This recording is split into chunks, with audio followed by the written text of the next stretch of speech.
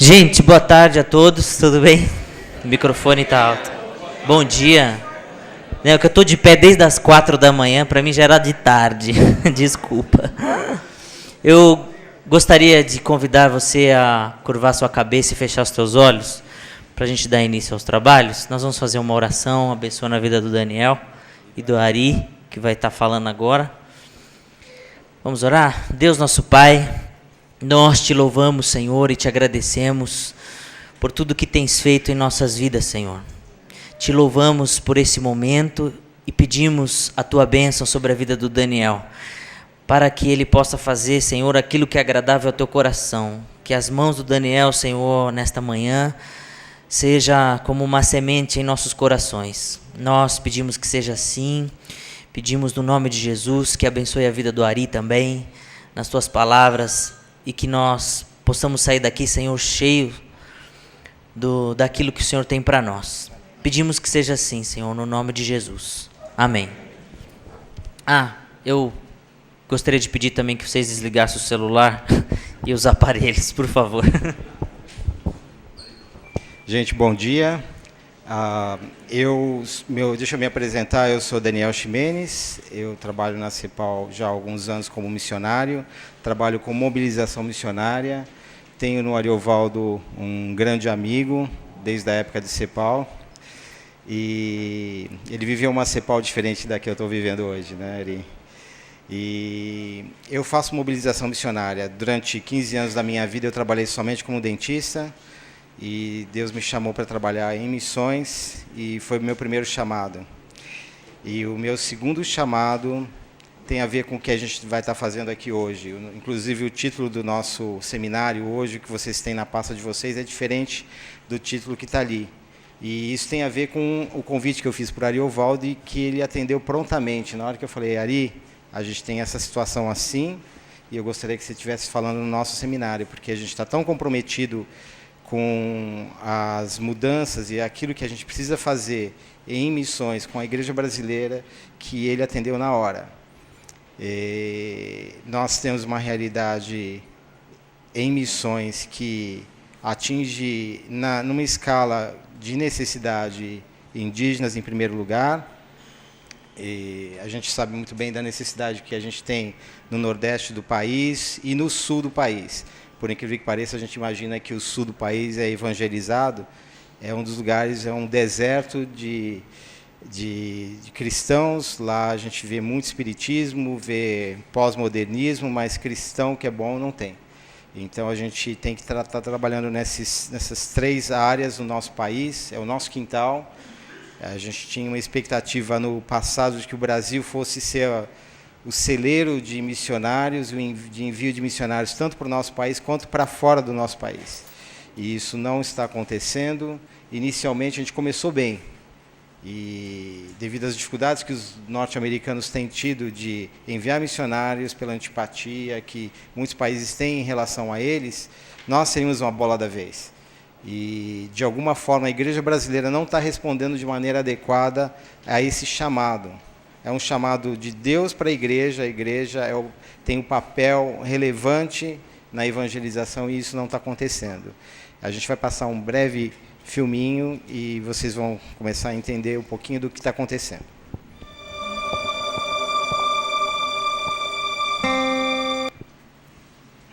F5.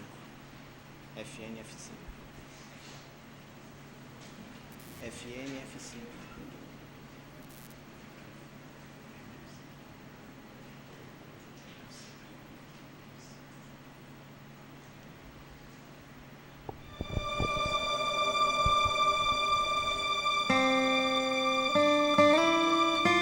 Você pode não acreditar, mas ele está vivo.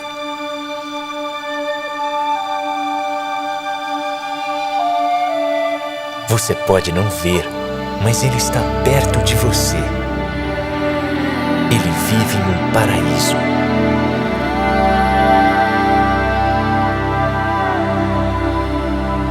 Ele fala uma língua diferente da sua. Ele é polêmico. Ele é histórico.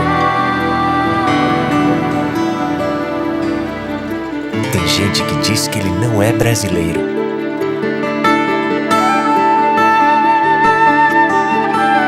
Tem gente que pensa que ele é um assunto do passado.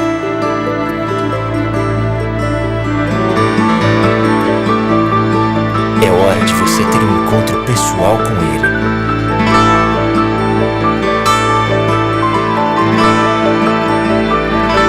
Aí o mais incrível a respeito dele é que nunca ouviu falar de Jesus. O universo indígena possui grandes desafios. Envolva-se.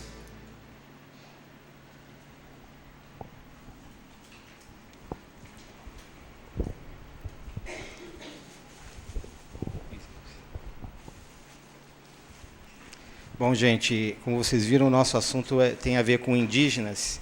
E por que eu estou envolvido nisso?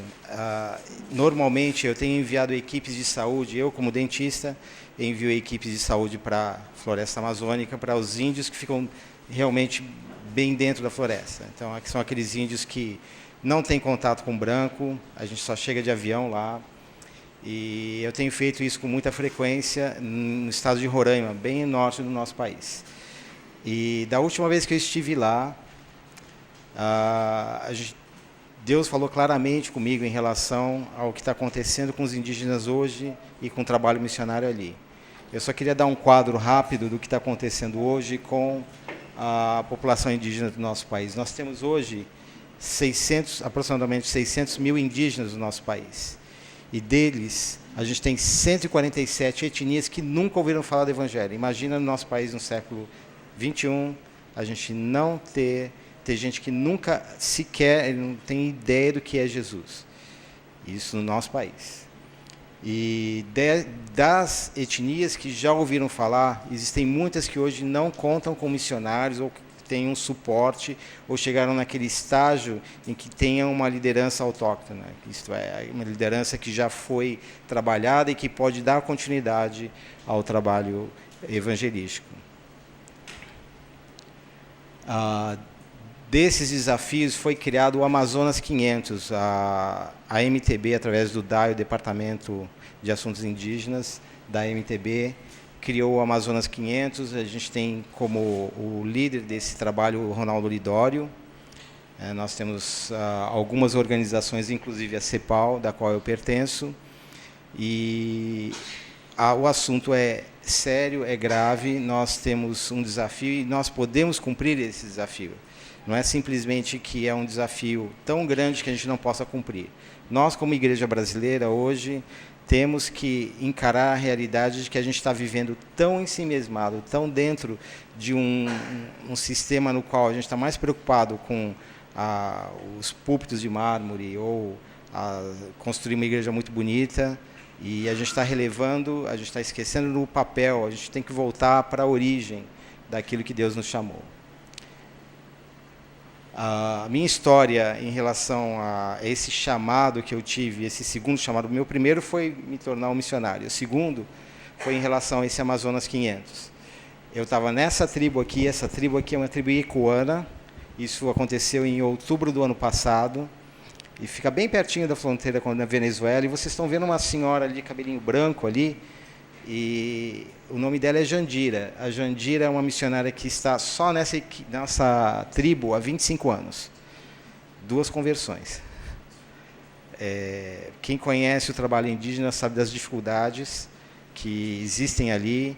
Eu não estou muito habituado a trabalhar com os Iekuanas, eu vou muito para Yanomamis. Os Yanomamis, para quem não sabe, são tribos um pouquinho diferentes deles. A palavra primitiva não é uma palavra muito adequada, mas é a única que eu consigo descrever os Yanomamis. Eles não têm nem chefe, para vocês terem uma ideia. São extremamente violentos, muitas vezes, infanticídio, existe uma série de problemas graves em relação aos Yanomamis. Mas a MEVA, a Missão Evangélica da Amazônia, investiu 50 anos de trabalho ali, e somente após 50 anos eles começaram a entender o Evangelho, e de uma forma maravilhosa eles têm atendido ao chamado de Jesus e têm tido uma resposta. Em uma das tribos, por exemplo, a gente tem mais de 50% da tribo evangelizada, aceitando Jesus e mudando. A transformação é assim da água para o vinho, para quem conhece os indígenas.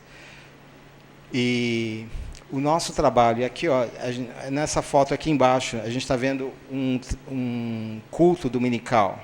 Isso nunca aconteceu, de ter a igreja deles, que é a escola, eles usam a escola para fazer o trabalho, sempre cheia aos domingos, sempre. E a realidade deles, isso aqui são fotos de Yanomamis que eu mesmo tirei. O trabalho não é fácil, mas nós, como Igreja do Brasil, temos o dever de responder à questão indígena. Esse é o quadro ideal que a gente tem, de a igreja estar proclamando o evangelho e cumprindo a missão deles com os indígenas.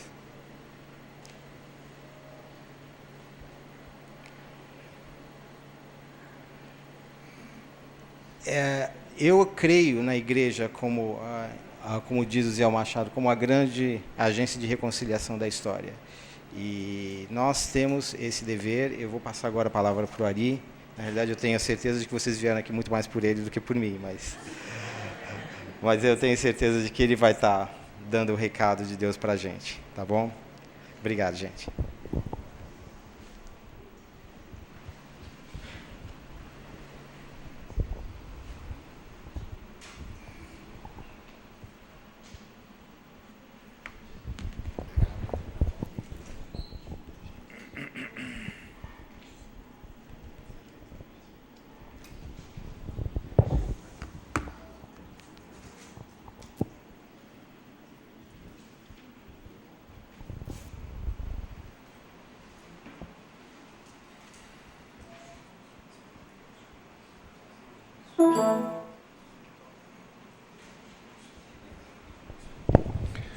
Muito bem.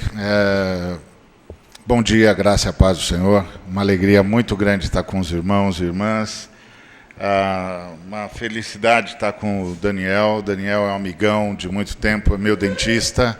Ele diz que eu sou dentista dele quando eu apareço, que é raro, mas ele é missionário, ele sabe como é que é a vida da gente. Mas é uma alegria estar com o Daniel, uma alegria acompanhar o trabalho do Daniel há muitos anos. Daniel está na CEPAL recentemente, mas está no campo missionário há muito tempo. E fazendo aquele trabalho discreto, que ninguém vê, mas que faz toda a diferença no reino dos céus e principalmente no coração dos homens. Então é uma alegria estar com ele, não podia deixar de estar porque é um privilégio. Eu quero conversar com você, meu irmão, minha irmã, sobre um texto que nós conhecemos muito, que é Isaías 6, de 1 a 8. No ano da morte do rei Uzias, eu vi o Senhor assentado sobre um alto e sublime trono. As abas das suas vestes enchiam o templo, serafins estavam por cima dele, cada um tinha 6 asas, com 2 cobria o rosto, com 2 cobria os seus pés, com 2 voava. E clamavam uns para os outros, dizendo: Santo, Santo, Santo é o Senhor dos exércitos, toda a terra está cheia da sua glória. As bases do limiar se moveram à voz do que clamava, e a casa se encheu de fumaça. Então disse eu: ai de mim, estou perdido, porque sou homem de lábios impuros, e habito no meio de um povo de impuros lábios, e os meus olhos viram o Rei, o Senhor dos exércitos. Então um dos serafins voou para mim, trazendo na mão uma brasa viva, que tirara do altar como uma tenaz. E com a brasa tocou a minha boca e disse: eis que ela tocou os teus lábios, e a tua iniquidade foi tirada e perdoado o teu pecado. Depois disso, ouvi a voz do Senhor que dizia: a quem enviarei e quem há de ir por nós? Disse eu: eis-me aqui, envia-me a mim. Então, a primeira visão do Isaías é que Deus reina soberano. Deus reina soberano, assentado no alto e sublime trono, e o templo é insignificante. O templo que é cheio de glória, cheio de honra, um templo rico, maravilhosamente rico, é insignificante. Ele não dá conta nem das abas das vestes do Senhor. É o templo que deveria ser a casa do Senhor, não dá conta nem da aba das vestes do Senhor. da aba. A casa do Senhor, a casa que o Salomão, que os sacerdotes chamavam de a casa do Senhor, não dá conta da aba das vestes do Senhor, na visão que Isaías teve. Ou seja, a primeira coisa que Isaías, o primeiro choque que o Isaías tem é de que toda aquela pompa e circunstância que ele conhece não é nada. Não dá conta da aba das vestes do Senhor. E isso eu acho que é uma mensagem que ecoa para nós até hoje, e que pelo menos se não ecoa, deveria ecoar, porque nós zelamos absurdamente pelas nossas instituições, zelamos absurdamente pelos nossos esquemas, pelas nossas estratégias, pelos nossos estatutos, pelas coisas que nós construímos, pelos prédios que nós construímos, pelos mecanismos que nós geramos, e isso não dá conta nem da aba das vestes do Senhor. Isso não dá conta de nada, isso não é nada. E eu tenho certeza que as nossas construções, nossos institutos, nossos sistemas, nossas organizações não chegam perto da glória do templo de Salomão. Não chegam perto da glória do templo que foi construído sob medida de Deus. E esse templo construído sob medida de Deus não dá conta da aba das vestes de Deus. Então, o que o Senhor estava deixando claro para Isaías logo de cara é: cuidado para não colocar os olhos no lugar errado. Cuidado para não ter o foco errado. Cuidado para não pensar que tudo que tem a ver comigo se encerra nisso aqui. Cuidado para não pensar que esses movimentos de construção, de organização, de sistematização, etc., etc., etc., dão conta da minha glória, dão conta do meu propósito, dão conta daquilo que eu espero de vocês. Cuidado com o foco, cuidado para não ter o foco no lugar errado. O templo se revela insignificante. Não só o templo se revela insignificante, como o templo treme com voz de anjo. Porque o Isaías disse, serafins estavam por cima dele, né? A aba das suas vestes tremiam, cobriam o templo. Aí o versículo 3, clamavam uns para os outros. Aí o versículo 4, as bases do limiar se moveram à voz do que clamava. Quer dizer, a base do templo tremeu diante da voz que clamava. E a voz que clamava era a voz de serafim. Nem era a voz de arcanjo. Era a voz de serafim. A voz do serafim fez o templo que Isaías achava repleto, absolutamente repleto de glória, tremer. Então, eu penso que a primeira mensagem que esse texto nos traz é: cuidado com o foco. Cuidado com o foco, cuidado com aquilo no qual você está investindo a sua vida, cuidado naquilo no qual você está investindo todos os seus esforços, cuidado com aquilo no qual você está investindo todos os dons e toda a graça capacitadora que há sobre você e que há em você. Cuidado! Veja se você realmente está investindo seus dons, seus talentos e a graça capacitadora que há em você, que há sobre você, na coisa certa. Você não pode investir isso em algo que treme com a voz de anjo, que não dá conta das abas das vestes do Senhor. Então, onde é que você está colocando o seu esforço? Onde é que você está colocando o seu talento? Onde é que você está colocando o dom que você recebeu do Espírito? Onde é que você está colocando a graça capacitadora? Porque o apóstolo Paulo disse para nós, lá em 1 aos Coríntios, quando ele, em Romanos, lá, quando ele se apresenta aos romanos, ele diz que recebeu a graça de ser apóstolo, a graça capacitadora. E depois ele vai dizer que para cada dom tem uma graça inerente, que é a graça capacitadora. Nós trabalhamos com a graça mantenedora, a graça salvadora, mas nem sempre trabalhamos com a graça capacitadora. Ou seja, tem muita gente que acha que está fazendo o trabalho que está fazendo pelo Senhor, pelo seu próprio esforço, pela sua própria capacidade. Mas, de fato, ele está fazendo por uma graça que Paulo chama de a graça capacitadora. A graça que eu recebo e que é em quantidade suficiente para exercer o serviço que eu tenho de exercer no reino. Então, a pergunta é onde eu estou colocando a graça capacitadora que eu recebi. Isso que dá a mim condições de fazer, condições de ser, condições de agir, eu estou aplicando no quê? Que é um conceito que está presente em toda a Escritura, na verdade, numa vez que a Escritura deixa claro que eu e você não existimos. Eu e você subsistimos, porque quem existe é Deus. Só a Trindade pode dizer eu sou. O máximo que cada um de nós pode dizer é eu estou. Eu sou, só a Trindade pode dizer. Porque existir é algo que exige que você banque a sua existência. E a gente não banca a existência. O problema é que, como Deus encheu o nosso coração de fartura, de alegria, a gente vive do exercício de esperança. Não é? Todos nós dizemos amanhã às 10 horas. Como é que a gente diz amanhã às 10 horas se a gente não dá conta do próximo minuto? Se a gente não pode garantir que vai estar aqui no próximo minuto? Baseado em que eu estou dizendo? Não, amanhã às 10 horas, pode contar comigo, estou aí. Inclusive no nosso meio, embora o Tiago tenha dito, diga sempre se Deus quiser, você fala se Deus quiser, o pessoal não gosta, não é? O Tiago falou que era para falar, mas a gente fala, os irmãos não gostam.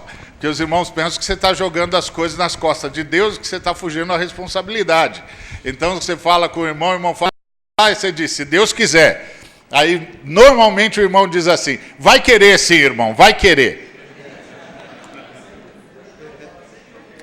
Aí você não tem outra coisa para dizer, senão, então está certo. Se ele vai querer, então está certo. Então vai dar certo. Mas o Tiago disse, para dizer, se Deus quiser, para ficar claro que todo exercício de agenda é um exercício de esperança. É um exercício de esperança. Eu estou me comprometendo em relação ao. Ou seja, eu estou me comprometendo a fazer alguma coisa em relação ao amor de Deus, que eu espero que me mantenha vivo amanhã. É um exercício de esperança. É um exercício de esperança para todo ser humano. A maior prova de que Deus existe é o fato de que todo mundo tem esperança.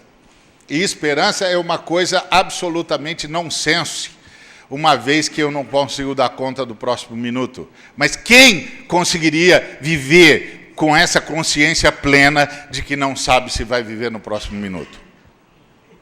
Ninguém. Ficaria todo mundo doido. Ficaria todo mundo angustiado. Essa é a maior prova da existência de alguém no universo que luta por nós. Porque nós conseguimos ter um exercício de esperança, mesmo não crendo nele. Mas o fato do sujeito não crer nele não se implica em nada na insignificância do sujeito. O sujeito não banca a sua existência. Crendo em Deus ou não crendo em Deus, ele não banca o seu próximo minuto. Então, qualquer coisa que ele diga para além do agora é um exercício de esperança. E um exercício de esperança está sempre apoiado em algo ou alguém que está fora de mim, não pode estar dentro de mim. Porque se estivesse dentro de mim, não seria esperança. Então, nós sabemos disso. Nós sabemos disso. Nós sabemos disso. Mas nós não nos damos conta de que isso nos coloca sob uma perspectiva. Qual a perspectiva que isso nos coloca? Que eu não tenho tempo a perder. Que eu não tenho tempo a perder, que todo tempo é um empréstimo que eu recebo. Eu não tenho tempo a perder, não é tempo a perder no sentido de que eu não sei quanto tempo eu tenho. É de que eu não posso gastar o tempo que eu tenha naquilo que não seja absolutamente relevante e prioritário. Porque eu não sei quanto tempo tenho. E quem não sabe quanto tempo tem muito pouco tempo. Então, eu não posso gastar o pouco tempo que eu tenho no que é irrelevante. Então, essa é a primeira mensagem que fica claro para o Isaías. Esse negócio que eu acho extraordinário, maravilhoso, que os caras disseram para Jesus, e eles já estavam vendo o templo de Zorobabel consertado por Herodes, que não tinha nada a ver com a glória do templo de Salomão. Ele eles dizem, olha que majestade, e Jesus disse, isso aqui não vai ficar pedra sobre pedra. Isso aqui não é nada. Então a gente tem que tomar cuidado para não ser tudo aquilo que Jesus Cristo disse que é nada. Foco. Essa é a primeira mensagem que Isaías recebe de Deus. Foco. Cuidado para não atribuir tudo àquilo que Deus não atribui nada. Que não quer dizer nada. A outra coisa interessante é ver a ação dos anjos. Eles clamam, eles reverenciam a Deus. Eles reverenciam a Deus porque eles não olham para Ele. O rosto deles está tapado. Eles reconhecem que não podem ver o que, pasme, o ser humano está vendo. Eles reconhecem que não podem olhar para o que o ser humano está olhando. Tem uma diferença de glória aqui. Tem uma diferença de glória aqui. Visível. Os anjos, que são serafins, que são seres incandescentes, que incandescem com a glória de Deus, não ousam olhar para o que o ser humano está olhando. Não ousam ver o que o ser humano está vendo. Tem uma diferença de nível aqui entre os anjos e o ser humano, que é uma coisa impressionante. Porque eles reverenciam, mas eles não olham. Eles não olham. O ser humano olha e vê, e diz, eu vi, no ano da morte do rei Uzias, eu vi o Senhor assentado sobre um alto e sublime trono. Eu vi, os anjos não viram. E os anjos não viram porque fizeram questão de não ver. E fizeram questão de não ver porque sabem exatamente a distância que há entre Deus e os anjos, entre os anjos e Deus. E agora, nesse texto, fica claro a distância que há entre os anjos e o homem. Uma distância enorme, porque o que os anjos não ousam ver, um homem está vendo.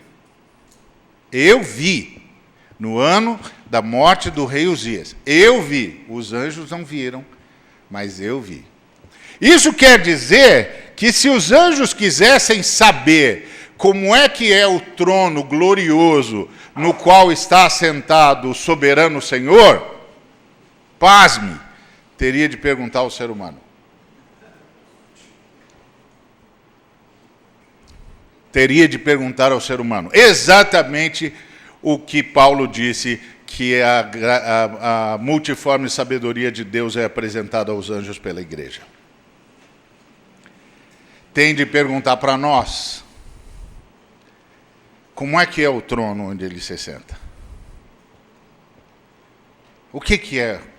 Que parece o trono onde ele se senta? E o homem disse, é alto e é sublime. É alto e é sublime. Eu vi. Que coisa impressionante, né? A outra coisa interessante é que os anjos proclamam. Eles cobrem os pés também, que tem a ver com força, né? É aquele grande símbolo de força que vai aparecer no Apocalipse, os pés de bronze reluzindo, etc. Uma força que estraçalha, uma força que se impõe, uma força que sobrepuja. Eles estão tapando os pés. Não tem força diante da glória de Deus, diante do Deus da glória. O Deus da glória é absoluto e relativiza tudo. O Deus glorioso é absoluto e relativiza tudo e todos. Nós sabemos disso, porque nós sabemos que subsistimos na Trindade. Nós e todo o universo. Nós e todo o universo pode dizer, eu estou, mas nunca eu sou. Só a Trindade pode dizer eu sou. É verdade que não parece, porque a gente hoje vai cantar, só canta na primeira pessoa do singular, né? Você está em comunidade, está celebrando em comunidade, está cultuando em comunidade, mas canta tudo na primeira pessoa do singular. É impressionante. Uma vez eu dei essa tarefa para os meus alunos. Vocês vão, durante 3 meses, vocês vão de escolher vários cultos e vocês vão anotar todas as músicas que em comunidade vocês cantam na primeira pessoa do singular. E depois o pastor fica perguntando por que eu não consigo gerar senso de comunidade aqui. Não consegue mesmo. O povo já canta que eu, para mim, minha bênção, meu Deus, meu Deus, meu Deus.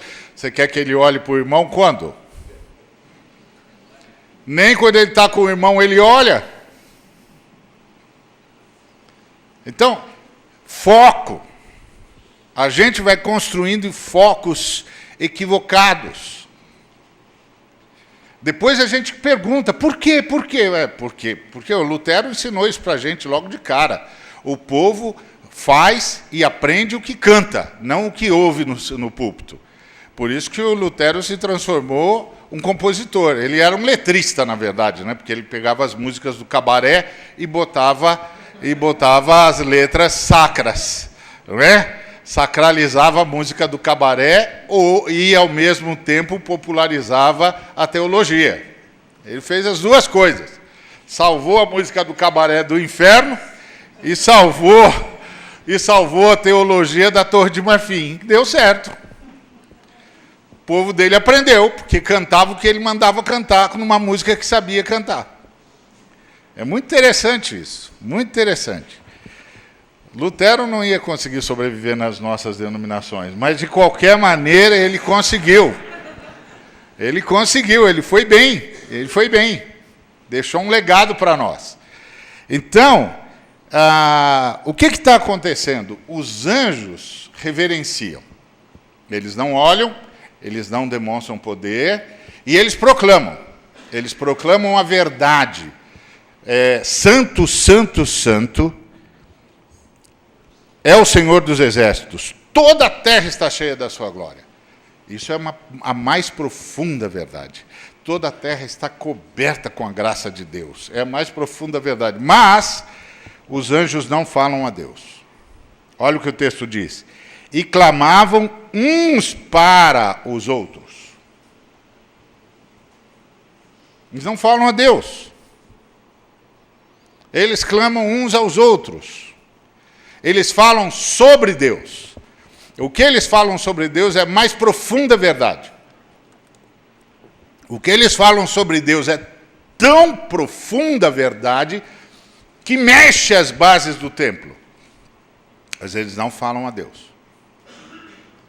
Porque para falar a Deus, tem de entrar no Santo dos Santos. E só nós entramos no Santo dos Santos. Nós somos os sacerdotes de Deus. Não somos os sacerdotes entre os homens, nós somos os sacerdotes entre todas as criaturas. Nós somos os sacerdotes de Deus.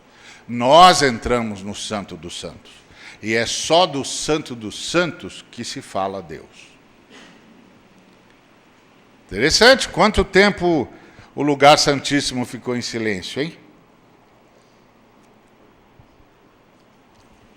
Eles falam entre si. E falam poderosamente. Mexe as bases do limiar do trono, mas não fala a Deus. Não fala a Deus. Interessantíssimo isso. Rico. Profundo. E é um outro sinal para nós. Deus está sem interlocutor. É isso que Isaías está vendo. Deus está sem interlocutor. Porque os anjos não falam a Deus. E aí, a redenção. Brasa que anjo não põe a mão. O anjo vai com uma tenaz no altar e pega com a tenaz a brasa. Ele não põe a mão na brasa. Ele vem com a tenaz. É a brasa da redenção. A brasa da redenção é uma brasa que anjo não põe a mão. É outra história, é outro departamento. É uma relação entre a Trindade e a raça humana. É uma questão nossa, é uma questão conosco. É um problema nosso, é um problema conosco. É um problema que vem desde tempos perdidos na memória. Porque o apóstolo Pedro nos informa que o sangue de Cristo é conhecido e é eficaz desde antes da fundação do mundo. 1 de Pedro, capítulo 1, do versículo 18 ao versículo 20. Não foi com prata ou ouro ou coisas corruptíveis que foste resgatados do vão procedimento que vos legaram vossos pais, mas pelo sangue, sem mácula, como de cordeiro, o sangue de Cristo, conhecido com efeito desde antes da fundação do mundo, porém manifestado por amor de vós nos últimos tempos. Então, e aí o Pedro continua e começa a falar da ressurreição. O que o Pedro está nos ensinando? Que as duas dispensações, que nós chamamos de o Antigo e o Novo Testamento, nós poderíamos chamar de a dispensação sob a sombra da cruz e a dispensação sob a luz da ressurreição. São duas dispensações. A primeira dispensação, sob a sombra da cruz, privilegia um tipo de criação. A segunda dispensação, sob a luz da ressurreição, privilegia um outro tipo de criação. Tanto é que, na primeira criação, que você encontra lá no Gênesis, você tem um planeta onde tem dia e noite, bem e mal, vida e morte, paz e guerra, amor e ódio, vida e morte. E no planeta que aparece no Apocalipse, você não tem mais o paradoxo. Você só tem bem, só tem vida, só tem paz, só tem alegria, só tem amor, só tem luz. O planeta da primeira criação foi criado sob a sombra da cruz. Por quê? Porque antes de dizer haja luz, a Trindade disse haja cruz. E se a Trindade não tivesse dito haja cruz, não valeria a pena dizer haja luz. Então, tudo que foi criado no que nós chamamos de Antigo Testamento está sob a sombra da cruz. E tudo que nós chamamos que foi criado e que nós chamamos de Novo Testamento está sob a luz da ressurreição. Aliás, nós somos a primeira recriação. Porque Jesus Cristo disse que só entra no reino quem nasce de novo. Que só vê o reino quem nasce da água e do Espírito. Que o reino não é um lugar onde você entra pura e simplesmente. Você só entra por nascimento. É como se você estivesse andando numa praça, tem uma nave pousada na praça, só que ela é invisível. Você passa por essa praça todo dia, você não vê a nave, claro, ela é invisível, né? Um dia, quando você está passando, numa fração de segundos, a porta da nave se abre e você é sugado para dentro, e você diz, uma nave. Pronto, se viu é porque está dentro, porque do lado de fora é invisível. O reino de Deus é a mesma coisa. O reino de Deus é a mesma coisa. Por isso que o reino de Deus precisa da igreja para sinalizá-lo. Porque ele pode ser sinalizado para fora, mas só pode ser visto de dentro. Então, nós somos a primeira recriação. Nós somos os primeiros a nascer de novo, a ser recriado. A gente vai perdendo isso porque nós transformamos a igreja, o ensino cristão, num ensino de aprimoramento moral. Então, a gente foi perdendo o cerne da fé cristã. A fé cristã não é para aprimorar ninguém moralmente. A fé cristã tem moral, mas não é moralista. O objetivo da fé cristã não é aprimorar a moral de ninguém e nem que fazer do sujeito um sujeito mais moral ou mais ético. O objetivo da fé cristã é ressurreição. O sujeito tem de nascer de novo. Se ele não nascer de novo, ele não vê o reino de Deus. Ele não entra no reino de Deus, ele não é salvo. Ele tem de ser recriado. É a mesma coisa que você vê o irmão que chega, todos nós pastores já ouvimos isso, né? Ô pastor, eu estou pedindo para Deus me ensinar a ter paciência. Deus não vai te ensinar a ter paciência. Não, eu estou pedindo para Ele me dar mais amor. Ele não vai te dar mais amor. Eu estou pedindo para Ele me ensinar a ser realmente fiel, leal. Ele não vai te ensinar a ser leal, nem a ser fiel, nem coisa nenhuma disso. Por quê, pastor? Porque isso é fruto, meu filho. É fruto, meu filho. É fruto do Espírito Santo. Se você não está manifestando lealdade, porque você não está cheio do Espírito Santo, meu filho. Porque isso é fruto do Espírito Santo. Fruto. Você não chega para a flor de laranjeira e diz, Senhor, ensina a flor de laranjeira a virar laranja. Você não faz isso. Porque isso não é ensinável. Isso desabrocha. Isso explode. É vida. É natural. Então tem que estar cheio do Espírito Santo. Se não está cheio do Espírito Santo, filho, não vai ser paciente mesmo. Se não está cheio do Espírito Santo, filho, não vai ser longânimo mesmo. Não vai ser benigno mesmo, filho. Isso é fruto. Fruto. Tem de estar cheio do Espírito Santo. Então nós vamos agora trabalhar com você para descobrir onde foi que você saiu do primeiro amor. Porque o primeiro amor é justamente aquele amor da dependência absoluta, da impotência, daquela plena consciência de que eu subsisto e que se não for a força e a graça de Deus, não vai sair nada desse mato. Desse mato não sai coelho nenhum, Senhor. Se não for o teu poder, não sai nada aqui.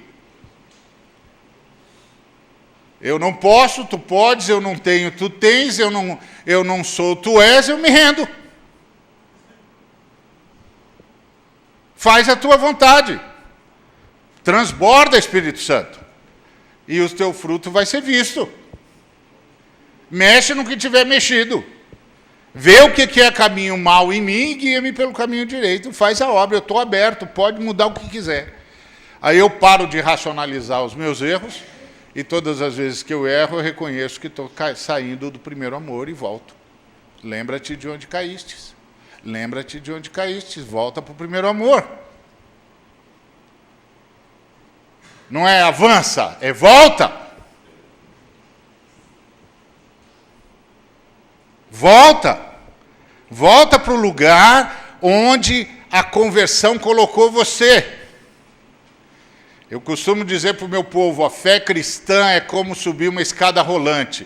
Não é você que sobe a escada, é a escada que sobe você. Você tem de ficar no lugar onde a graça te colocou. A graça te colocou no lugar de dependência e de busca constante pelo Espírito Santo.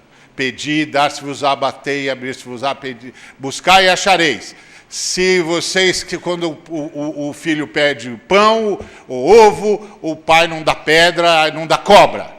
Se vocês que são maus sabem dar boas dádivas aos vossos filhos, quanto mais o Pai Celeste não vos dará o Espírito Santo a todos que lhe o pedirem. Espírito Santo, Espírito Santo, Espírito Santo, tem plena liberdade na minha vida, na vida da minha comunidade, para que o teu fruto se manifeste, para que as nossas mãos sejam repletas de boas obras. Então, redenção é brasa que anjo não põe a mão, porque a redenção vem para fazer essa mudança. Nos tirar da sombra da cruz e nos levar para a luz da ressurreição. Amém. Que só é possível por causa da cruz, é óbvio. Não é a anulação da cruz, é o cumprimento da cruz. O que quer dizer que se eu tivesse lá, no dia em que Jesus Cristo dissesse, tome a sua cruz e siga-me, e vamos supor que fosse há 3 dias do Calvário, e eu perguntasse para Jesus, e quando o Senhor vai tomar a sua cruz? ele diria para mim: já tomei, meu filho. E quando o Senhor tomou a sua cruz? Antes da fundação do mundo. Eu venho carregando a cruz desde antes da fundação do mundo, e daqui a 4 dias eu vou colocá-la no lugar onde ela tem de ser posta, para que vocês vejam o que foi feito no passado, para o bem de vocês no presente e no futuro. Percebendo? Redenção. É brasa que anjo não põe a mão. É outra história. É uma relação entre nós e Deus, da qual, inclusive, os anjos dependem. Porque quando nós caímos, era para tudo deixar de existir. Porque é em Deus que nós vivemos, nos movemos e existimos. Nós rompemos com Deus, era para a gente não existir mais. Mas a gente está aqui, porque Cristo se entregou à morte primeiro. Imagina uma balança com 2 pratos. A gente peca, o prato onde a gente está vai lá embaixo. Quando o prato onde a gente vai, que a humanidade está, vai lá embaixo, era para tudo deixar de existir. Então, para que isso não acontecesse, o que Deus fez? Deus escolheu a morte primeiro, então o prato dele desceu. Quando nós pecamos, a coisa se reequilibrou e pôde ser mantida. Porque graça é tudo que Deus pode fazer, manter e resgatar por causa do sacrifício do Filho. Se a gente perde essa noção, a gente perde a noção de redenção. E aí, quando a gente perde a noção de redenção, a gente perde a noção de missão. Redenção, brasa que anjo não põe a mão. E aí o espanto da redenção. Lá vem o anjo com a brasa para cima do Isaías. O Isaías já fez a declaração acerca de si mesmo diante do que viu. Ai de mim, que sou homem de lábios impuros e habito no meio de um povo de impuros lábios, os meus olhos viram o Rei e o Senhor. Ai de mim, estou perdido. E é interessante que ele não diz, ai de mim, que sou um homem de lábios impuros e habito no meio de um povo assassino. Ai de mim, que sou um homem de lábios impuros e habito no meio de um povo ladrão, bandido. Não, de um povo também de lábios impuros. Por quê? Por que lábios? Porque o Santo dos Santos está em silêncio. Está em silêncio porque a nossa voz não pode ser ouvida. E a nossa voz não pode ser ouvida por causa das nossas iniquidades. Aí o anjo vai e pega a brasa com a tenaz. Vem em direção a Isaías. Se eu estou no lugar do Isaías, com a crise que o Isaías está, eu penso, pronto, estou incinerado. Hora que essa brasa tocar em mim, já era, e Deus está certo, eu tenho de sumir mesmo. Uma voz que foi dada para ser ouvida no Santo dos Santos, e não pode mais ser ouvida no Santo dos Santos, não pode mais ser usada. Uma voz que foi dada, uma capacidade de comunicação e de comunhão que foi dada para ser usada no Santo dos Santos e que não pode mais ser usada no Santo dos Santos, não tem mais razão para existir. Tá certo. Eu vou desaparecer. E aí lá vem o anjo. E aí, quando o anjo toca a minha boca, disse, eis que ela tocou. Não eu, ela, a brasa, tocou os seus lábios. Você não foi incinerado, foi? Não. Então, o que aconteceu? O que aconteceu é a tua iniquidade foi tirada.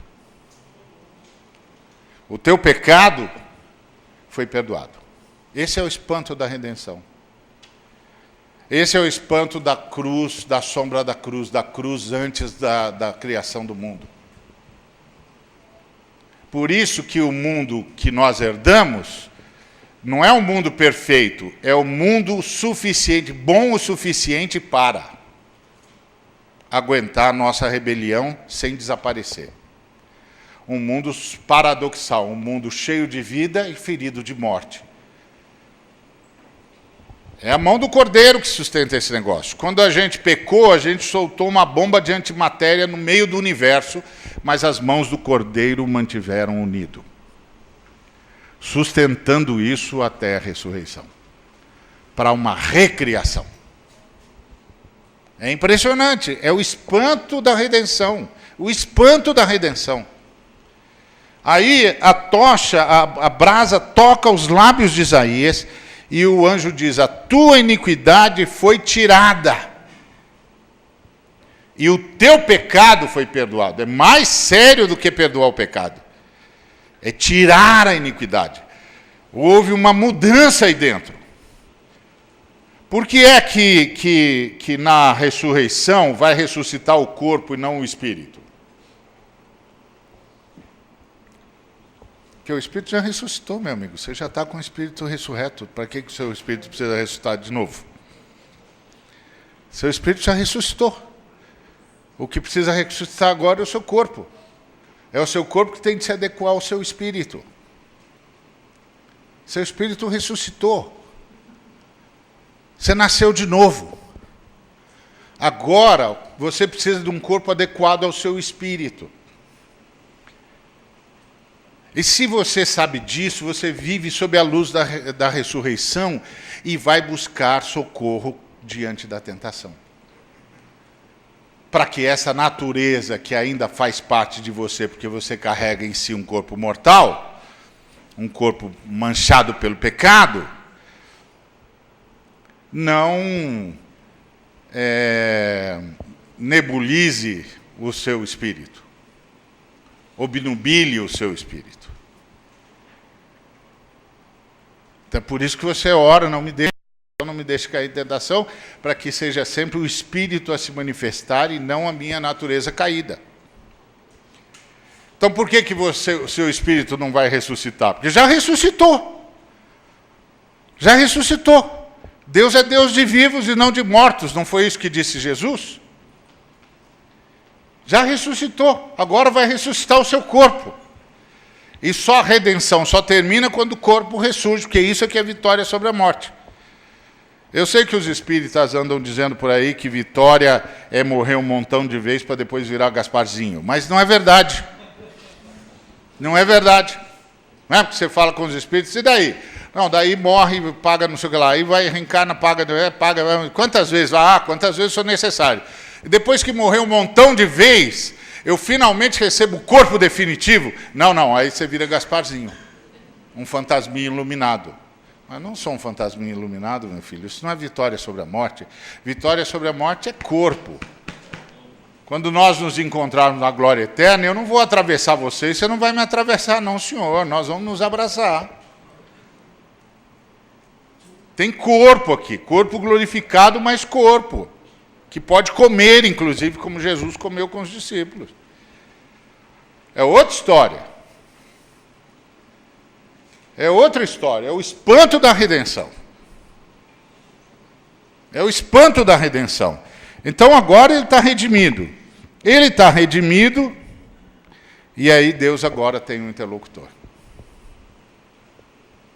Deus fez todo um movimento para poder falar com o ser humano.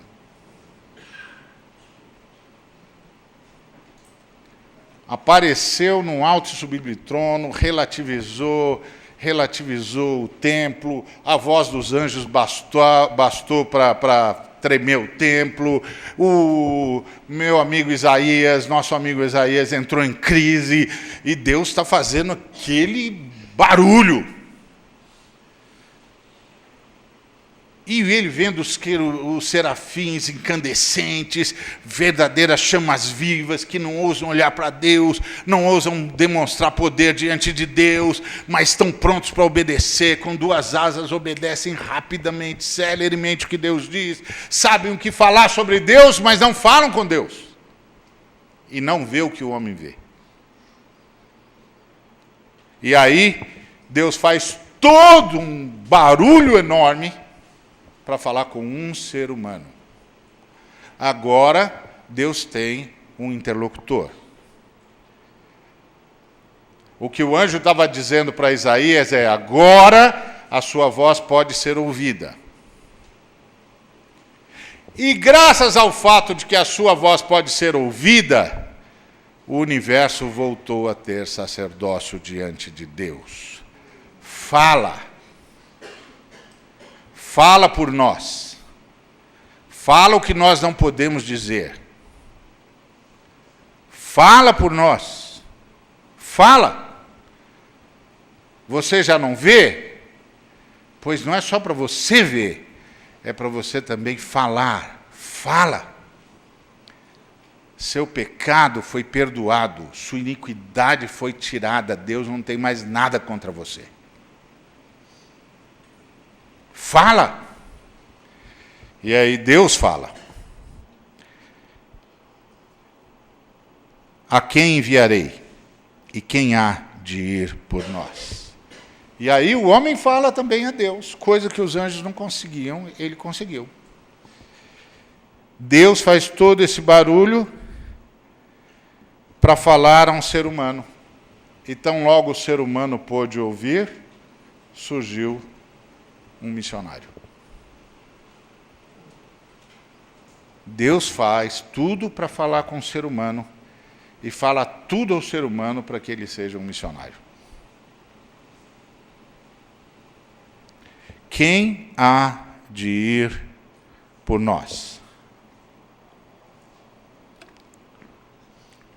Quem há de ir por nós?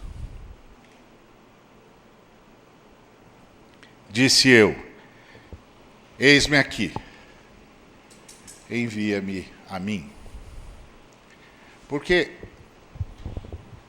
missão é trabalho do sacerdote.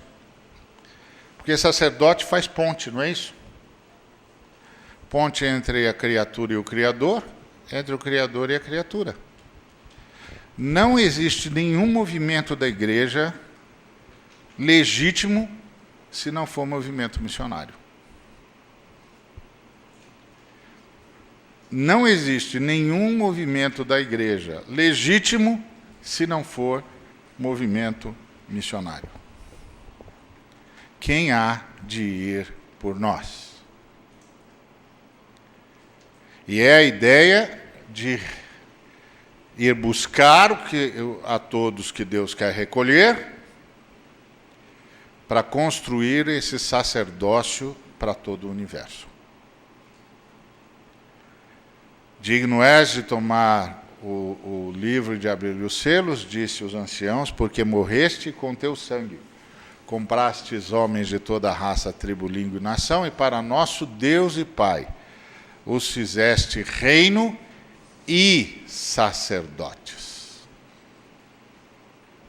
E sacerdote é um ser que vive em constante missão. A missão de fazer ponte entre o Criador e a criatura, entre a criatura e o Criador. Essa é a ideia.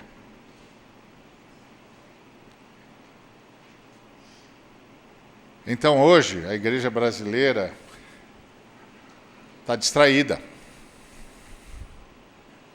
Está distraída com um templo que treme com voz de anjo. Não precisa nem de Deus para tremer. Está distraída com sistemas que não se sustentam diante da voz de um anjo. Está distraída com metodologias quando devia estar focada em fazer ponte.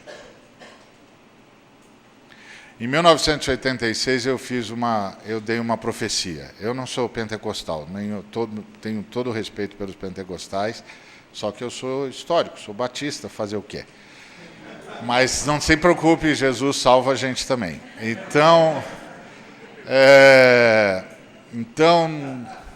Pois é.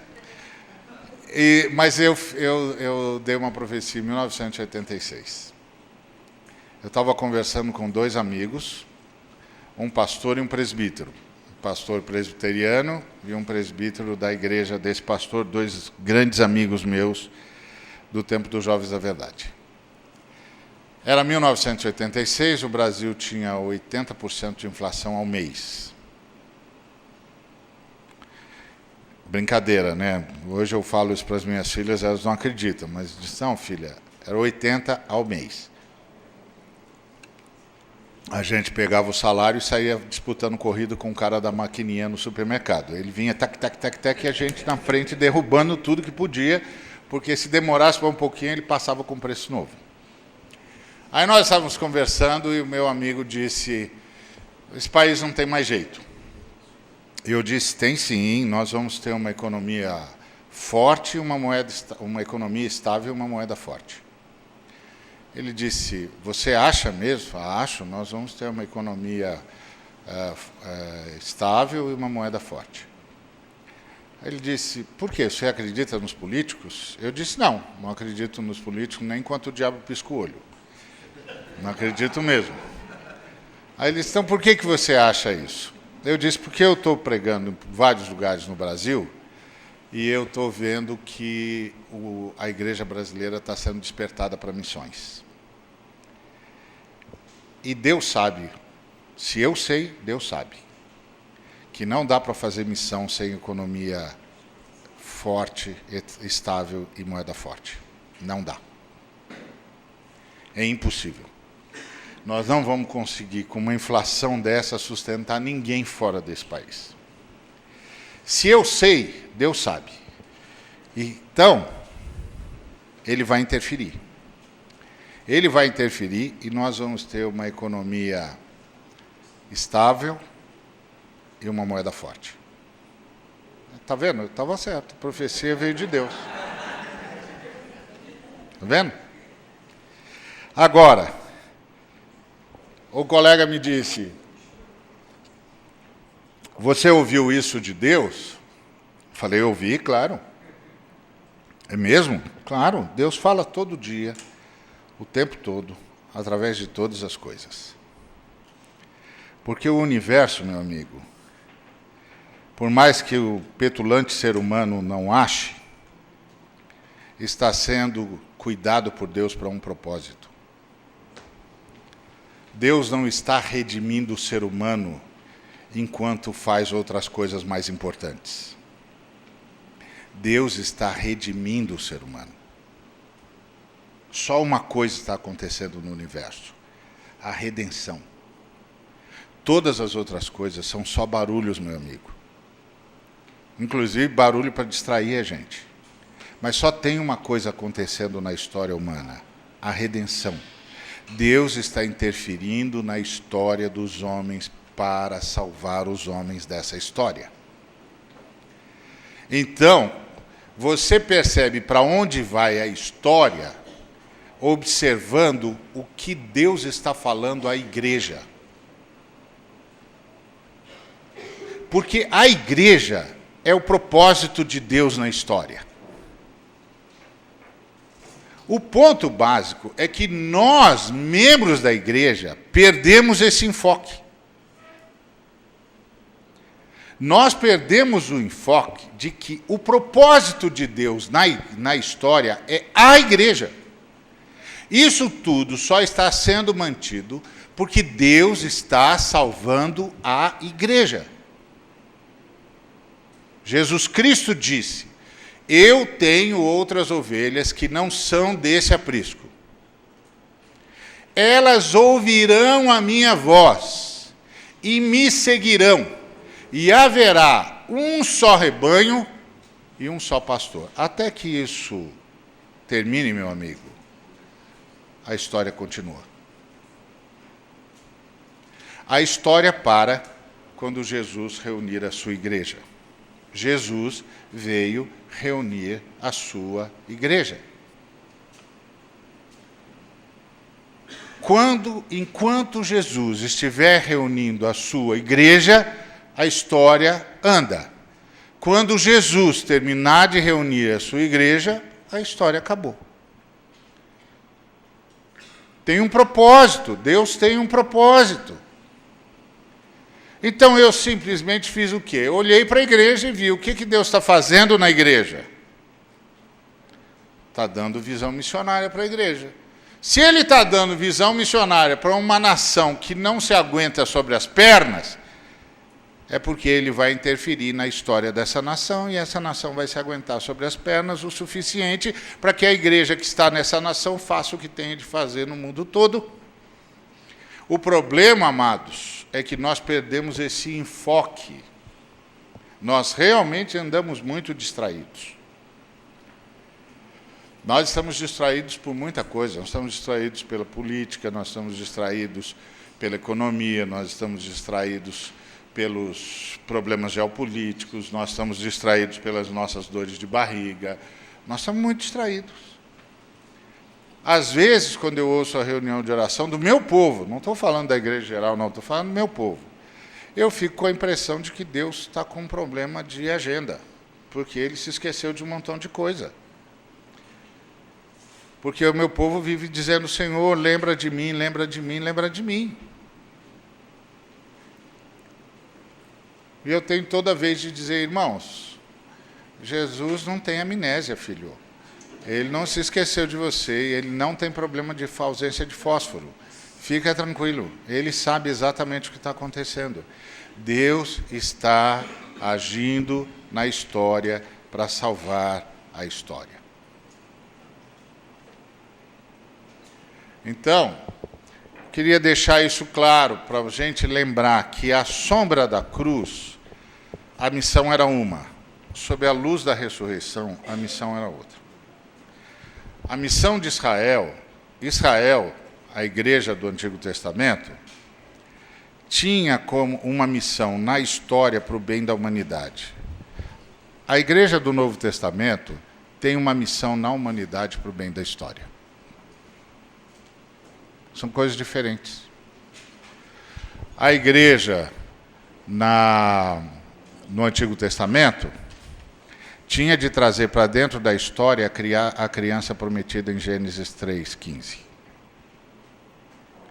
A igreja do Novo Testamento tem de pegar a criança que veio para a história e levar para todos os cantos da terra.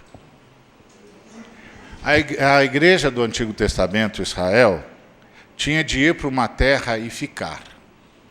Porque a criança de Gênesis 3:15 tinha endereço para nascer. Belém Efrata, disse Miqueias. A igreja do Novo Testamento tem de sair de todas as terras para poder ir à terra toda. Por isso, as recompensas de Israel eram na terra. E as recompensas da igreja do Novo Testamento são na eternidade. E na terra, a recompensa da igreja do Novo Testamento é criar uma comunidade planetária e solidária. Uma cooperativa onde todos trabalhem por todos. Enquanto sinalizam o reino e anunciam a mensagem para recolher a igreja para que Cristo possa vir buscar a sua noiva. Perder essa dimensão dá nisso que está acontecendo conosco. Nós estamos perdendo o foco, estamos usando a graça capacitadora no lugar errado, estamos investindo em métodos, prédios e formas, ao invés de investirmos tudo em pessoas e em missão. Quer dizer que eu sou contra as instituições? De jeito nenhum. Não acredito em ninguém que fica dizendo que vai fazer um negócio sem instituição. O ser humano não sabe fazer nada sem instituição. Bobagem. O que nós temos de fazer é que a instituição seja o mínimo necessário para que a gente possa fazer melhor o máximo possível. É só isso.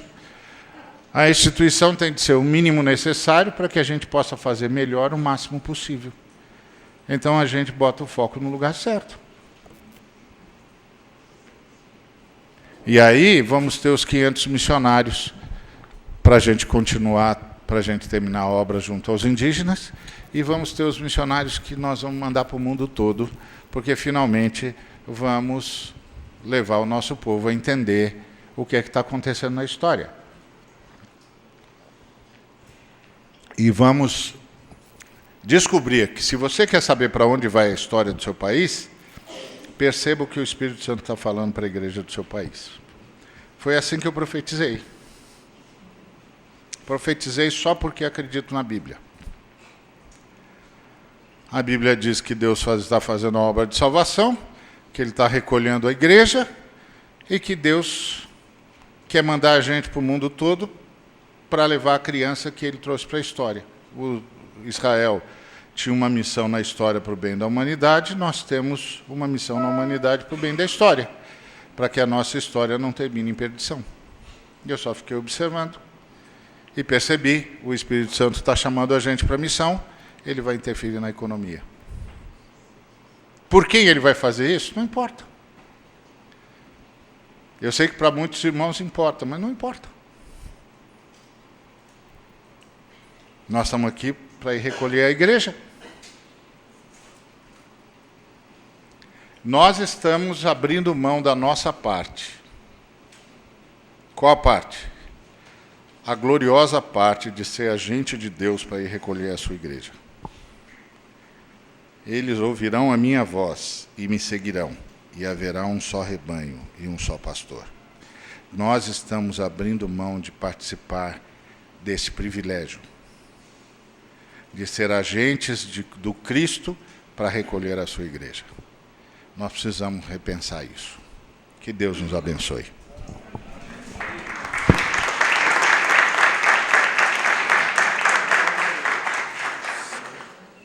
Profeta Ari, o que o senhor me diz a respeito da leitura das nossas instituições que abrigam a igreja, o futuro das mesmas e da nossa nação, da forma como você agiu? Então, esse é o problema.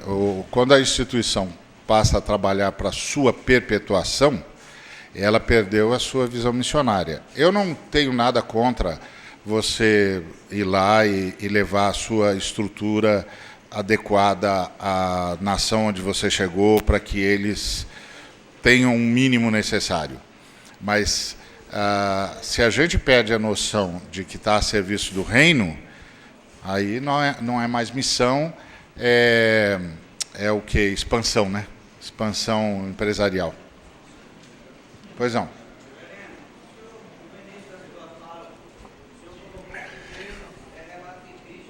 Eu não. Eu não disse que Deus é relativista, não. Não, desde que diante de Deus tudo é relativo, tudo se relativiza. Claro, Deus é o único absoluto. E a fé cristã não é moralista. Não é moralista. Tem moral, mas não é moralista. Porque nós temos o relativismo aí se filtrando dentro da igreja. É verdade. É verdade. Então, o relativismo que se filtra dentro da igreja é o relativismo do humanismo, né? Então, esse relativismo do humanismo é pecaminoso. Porque o relativismo, a fé cristã, relativiza o mundo e absolutiza Deus. O humanismo relativiza Deus e absolutiza o mundo. Porque o camarada passa a ser o seu próprio Deus. Ele passa a ser o absoluto. Quando ele diz tudo é relativo, ele é Deus. Oi, Jefferson.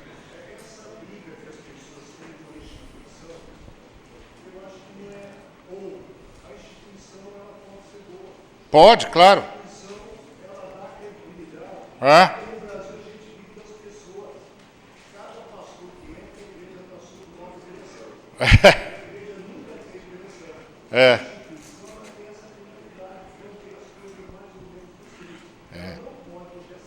Não pode engessar. Isso. É boa, claro. Ela tem de ser o mínimo necessário que a gente precisa mesmo, para a gente poder fazer melhor o máximo possível. Sem esse mínimo necessário, não dá para fazer o máximo possível. Não dá. Tem de ter. Eu me lembro de uma pessoa que me falou que ia fazer um projeto de desinstitucionalizar, e eu disse, não, você vai fazer um projeto de fazer a sua, né?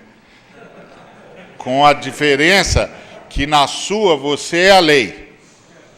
Eu prefiro ficar numa onde a lei não sou eu.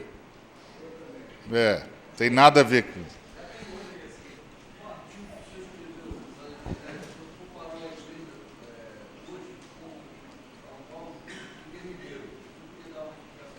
Um grupo de guerrilheiros sem propósito, que é o camarada, você imagina que você chega num grupo de guerrilheiros e diz para ele assim, bom, qual é o seu propósito? Ele diz, eu vou ganhar mais de 50% da nação. E aí, quando você ganhar mais de 50% da nação, o que vai acontecer? Nada, ganhei 50% da nação. Não vai mudar a nação? Não vai mudar nada? Você não tem propósito nenhum? Não, meu propósito é ser a maioria. Sim, mas é ser a maioria para quê? Para sinalizar o quê? Para mostrar o quê? Para apontar o quê? Nada. Então, eu lamento quando a igreja não tem essa perspectiva de que o nosso crescimento incide necessariamente na sinalização do reino, e a sinalização do reino incide necessariamente na revisão da cultura, na revisão dos institutos. Isso, para mim, foi muito bem exemplificado quando um repórter me perguntou o seguinte, pastor, quando vocês forem a maioria, como é que vai ser a ética no Brasil? Pronto. Ele sabia exatamente do que ele estava falando. Se vocês vão ser a maioria, alguma coisa vai mudar. O que vai mudar? Então, a igreja tem de ter a perspectiva de que ela cresce na cidade para alterar a vida da cidade, para dar sobrevida à cidade. Isso significa que ela vai influenciar os institutos da cidade em direção, em função da justiça. Vai haver justiça, que o profeta diz que deve correr como um rio que nunca seca. Integralidade da mensagem do Evangelho. O Evangelho anuncia a redenção e demonstra o reino redimido, que é o reino de Deus. Oi.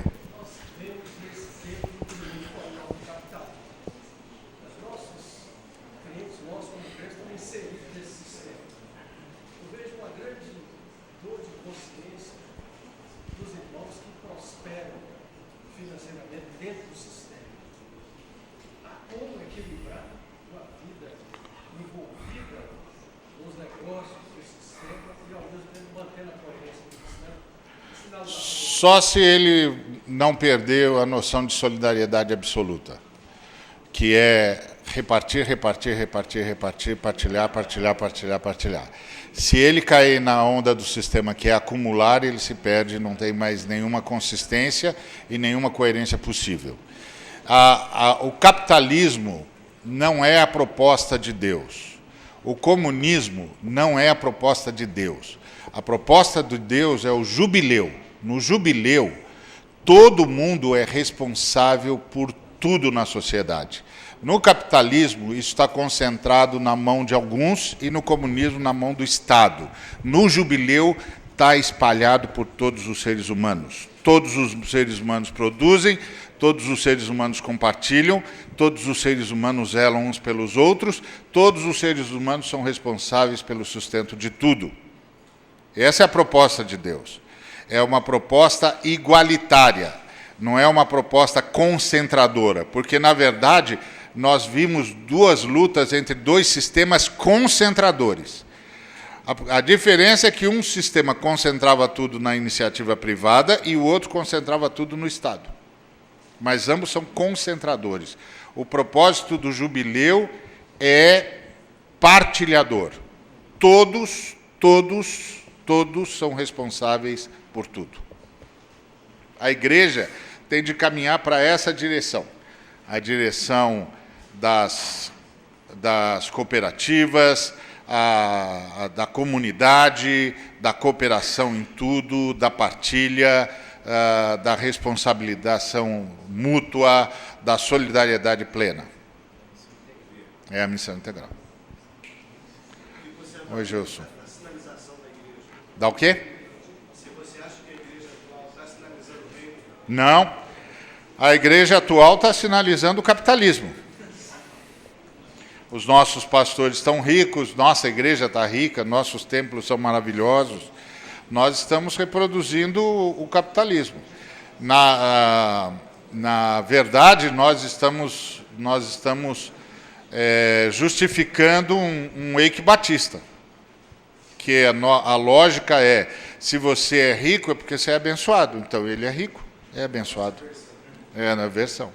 Então, essa lógica é uma lógica que não sinaliza o reino. A lógica que sinaliza o reino é a lógica da partilha, dos dons. Eu tenho dons para servir a igreja e não para me servir da igreja. Mas tem de ter utopia mesmo, porque se não tiver utopia, como diz o Eduardo Galeano, não tem para onde andar. Tem de ter utopia, porque é para lá que a gente anda. Com a vantagem de que nós, sob o poder do Espírito Santo, podemos ir muito mais longe do que as outras utopias foram.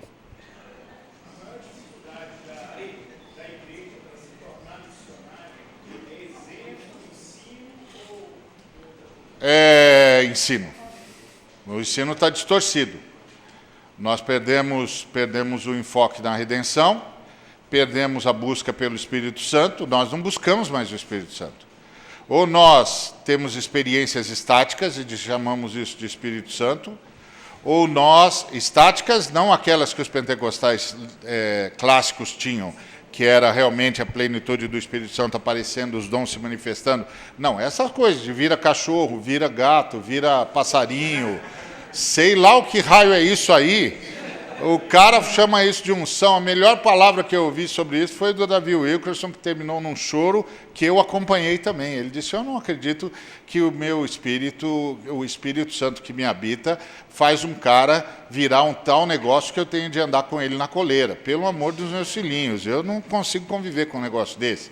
Então, isso não é o batismo com o Espírito Santo. Isso não é a plenitude do Espírito Santo. A plenitude do Espírito Santo é aquela onde os dons se manifestam para a edificação da igreja e para o sustento de todos.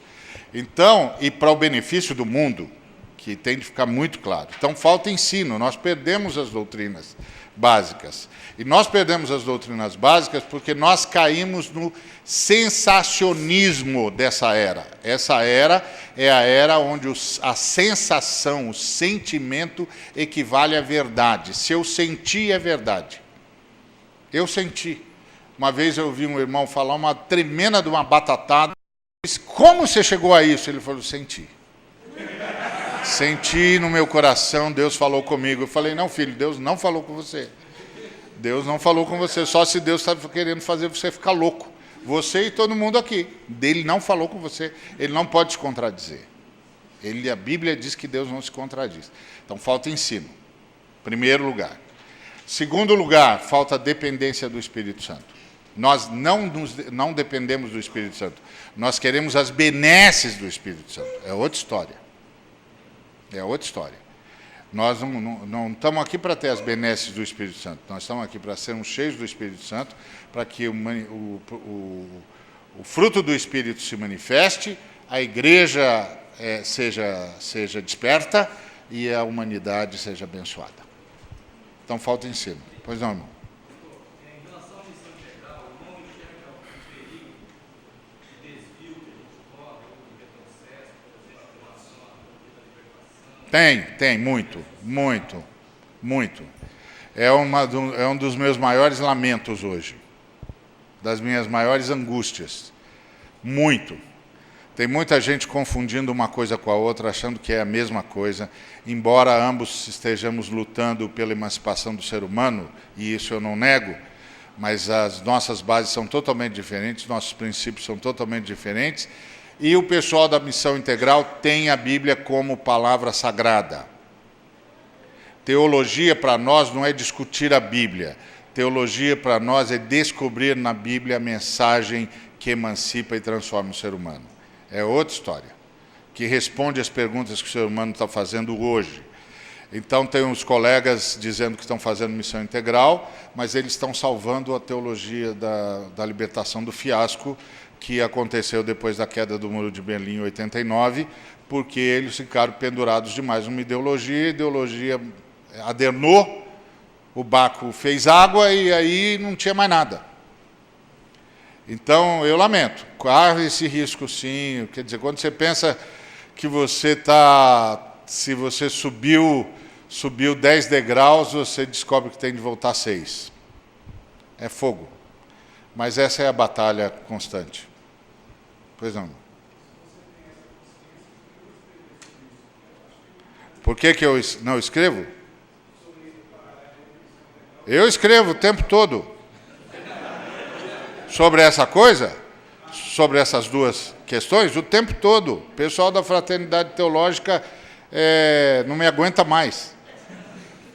O tempo todo eu estou batendo. Aí eles dizem que eu sou o lado ortodoxo da teologia da missão integral. Só que a teologia da missão integral é ortodoxa. A teologia da missão integral é ortodoxa. Ponto. Ela é a proposta ortodoxa para um evangelho relevante num mundo decadente. Só, mais nada. Ela é ortodoxa. A Bíblia é a palavra de Deus. A Bíblia é infalível. A Bíblia é inerrante no que se propõe. Ela é ortodoxa. Não é uma teologia para discutir a Bíblia, é uma teologia para aplicar o que está na Bíblia para a realidade do homem, de modo que o ser humano seja emancipado e venha a conhecer a salvação, que aí já é departamento do Espírito Santo. Então, eu escrevo o tempo todo. Então eu tenho que publicar em lugares mais visíveis. Então eu vou fazer isso. Como é que ficaria essa teologia dentro de um país de bem-estar social pleno? Responsabilidade com o mundo. E pregar o quê? Pregar responsabilidade com o mundo. Porque a fé cristã é uma fé universal. A fé cristã relativiza as bandeiras e relativiza as fronteiras. Quando um camarada se converte, ele abre mão da sua bandeira para abraçar a bandeira do reino de Deus. Que está no mundo todo. Então não existe um país, existe um mundo, a proposta A proposta é o mundo, exatamente, não é o país, é o mundo. muitas vezes a cidade, a igreja, o país começa a dizer, agora nós somos evangélicos. Não, nós não somos o Brasil, nós não somos a América, nós somos o planeta. Exatamente, nós somos o planeta. E essa é a vocação missionária da igreja. Nós somos o planeta. Muito bom. É isso mesmo. Gente, eu lamento. Obrigado, Ari.